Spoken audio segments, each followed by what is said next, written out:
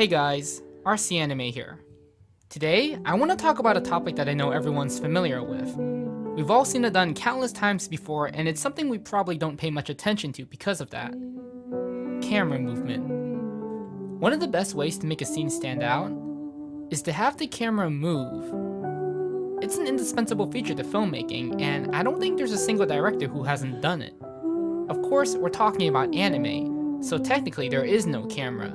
But for the sake of argument, let's just say there is, in order to understand how this technique works. Because, like anything else, it's important to know when and when not to use it. And when you do it, how and where are you moving the camera? And what does that movement have to do with the story? So I point us to one director who seems to have it all down for the most part. Mamoru Hosoda.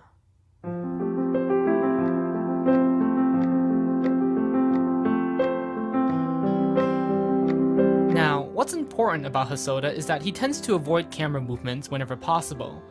Most of his shots are stationary, where either the backgrounds or the characters take center stage. This is why whenever he moves the camera, the effect of whatever he's trying to do just feels bigger. More than too many films these days include camera movements into scenes for no actual reason. This overdone shaky cam is just distracting. Maybe.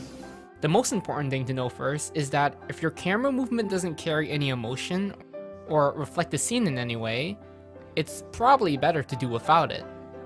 Many shots can carry double the impact when the camera is just stationary, and all we get to see are the little things. It's really these simple actions, or lack of, that can really make the characters much more sympathetic.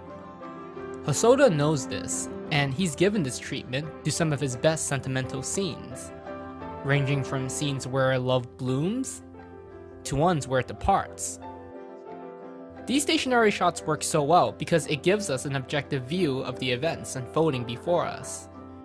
No matter how much we might want to be with the characters, we're never able to. If you want to do the opposite, that's where camera movement comes in. Be it a zoom, a pan, a tilt, or anything else, these are the shots that are used not to sympathize, but to empathize with the characters. This is Hosoda's basic guideline, but what questions does he ask to know when to add it?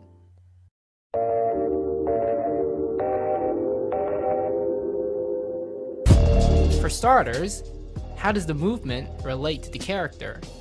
Let's be honest, stories are about characters. It doesn't matter if your character is a person or someone from Zootopia. The important thing is for a film to understand its characters and be aware of them. One of the best ways to do that is to mirror their emotions by moving the camera. The character can be frantic or quietly losing their composure. But what I always find more interesting and unique in films is using the camera to bring out a character's personality. This shot alone lets us know exactly what kind of a person Makoto is. The camera challenges her, but her resilient and stubborn nature clearly wins the game.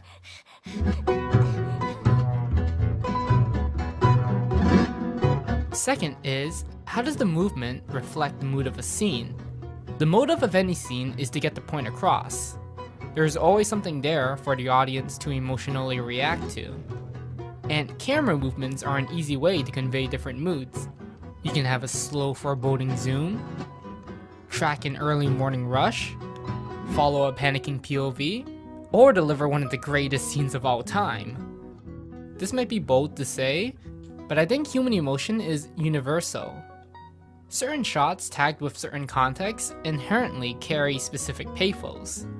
お客さんにもその日本以外のお客さんにも何かこう伝わってくれるものがあると、それは僕らが日本で生きてるその生きて感じてる気持ちっていうのが要は僕らだけのものじゃなくて、要するにその日本以外のあらゆる人たちに共通の気持ちみたいなものが何かを信じられるきっかけになるんじゃないかっていう。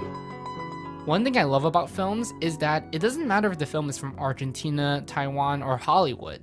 Filmmakers will always go back to specific techniques to channel specific feelings. And that brings us to the next question. If you're moving the camera, how are you doing it? When you want to give a scene a particular emotion, what you normally do is give the camera a particular movement. Lateral tracking shots are normally best for either conveying the sense of time passing, or to introduce a character into a scene more dramatically. And using it beyond its normal use can sometimes feel a bit awkward, and a little gimmicky almost. Remember, in film, the world is solely limited to what we see in the frame. Sure, there are things happening beyond it that can affect the story, 痛えのいいから but if you really want to play with these elements, sometimes camera movement can offer an interesting narrative. Which leads us to the final question. How does it play with the world? In live-action films, a lot of directors move the camera around so we can see the space the actors are acting in. In animation, the space isn't limited to any physical restrictions. Therefore, you can really play around. If a character is feeling hopeless, you can show them achingly running towards nothing. Or if everyone has suffered a loss, you can slowly track across what looks like a melancholic painting. Now, I want to make it clear that none of this is revolutionary, but there's a sense of modesty when Hosoda does it, because his direction never really calls attention to itself. After all, he rarely moves the camera, only saving it for the big moments.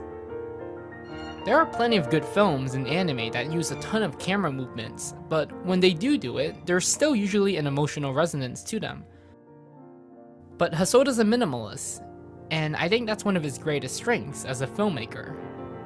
東映で初めて映画を作らせてもらった時ってのはね、もっとねすごいかっこいいものを作ろうとかね、はい、すごいこうソリッドってキメキメなねバッキバキにかっこいいものを作ろうとかね、だんだんそれは自分でも思うんですけども、そういうなんかかっこいいものを作るために映画を作るんじゃないなみたいなことはなんか思ってますね。よりなんかこうオーソドックスになんかこうシンプルに力強いものみたいなものをなんかよりなんか求めてるような気がしますけどもね。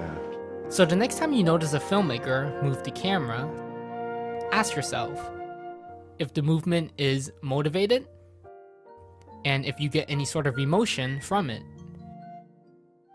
Because what else are films for?